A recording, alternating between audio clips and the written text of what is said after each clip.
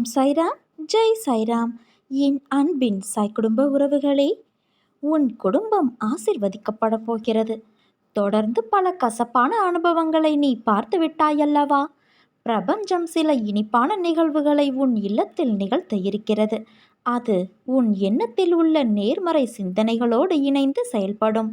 அதனால் இந்த காலகட்டத்தில் எல்லா கசப்பான அனுபவங்களையும் மறந்துவிட்டு நேர்மறையாக எந்த நன்மை உன் வாழ்வில் நடக்க வேண்டுமோ அதை பற்றி நேர்மறையாக சிந்தனைகளை உருவாக்க.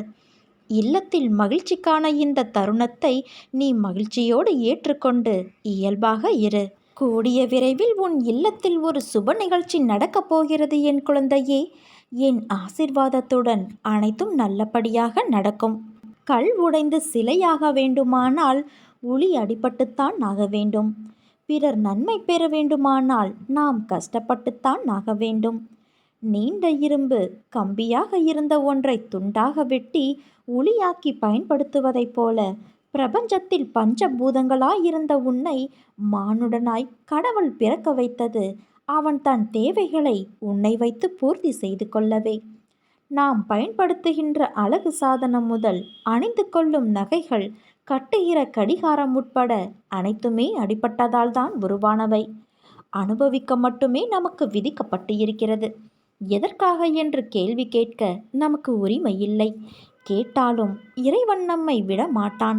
எதற்காகவோ இந்த கஷ்டத்தை கடவுள் அனுமதித்து இருக்கிறான் என நினைத்து சகித்துக்கொள். அதிலும் சந்தோஷம் இருக்கத்தான் செய்கிறது. உன்னுடைய குருவான என்னை நீ நன்றாக நினைவில் வைத்துக்கொள். உன் கற்பனைக்கு எட்டாத வகையில் நீ விரைவில் வெற்றி பெறுவாய். என்னை முழுவதுமாக நம்பு என் குழந்தையே. உன்னுடைய கோரிக்கைகளை நிறைவேற்றவே நான் இங்கு இருக்கிறேன்.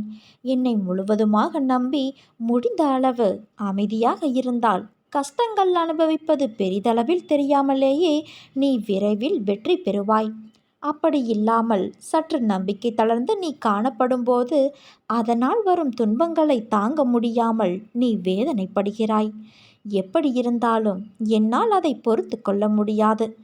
என்னை நம்பி சரணடைந்தவர்களை நான் எப்போதும் புறம் தள்ளுவது இல்லை. உன்னுடைய கணக்கை நான் எப்போதோ கூட்டி கழித்து எழுதி முடித்து விட்டேன். அதற்கு பிறகுதான் நீ இந்த பிறவியில் என் பக்தனானாய்.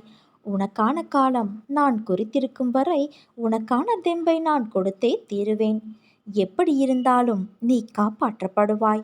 என்னை முழு மெய்சிலிர்ப்போடு, நன்றியோடு, ஆனந்த கண்ணீரோடு நீ நினைத்து பார்க்கும் நாள் வெகு தொலைவில் இல்லை. அப்போது நீ பட்ட கஷ்டங்கள் எதுவும் உனக்கு நினைவிருக்காது. இறந்த காலத்தையே நினைத்து வேதனை கொள்வதை விட இனி வரும் காலங்களை நினைத்து நிம்மதி கொள். உன் சாயப்பா உன் கூடவே எப்போதும் இருக்கின்றேன். உன் எதிர்காலத்தை நல்ல முறையில் நான் உருவாக்கி தருவேன். நம்பிக்கையோடு இரு, நல்லதே நடக்கும். உன் சாய் நான் இருக்க பயம் ஏன் உனக்கு?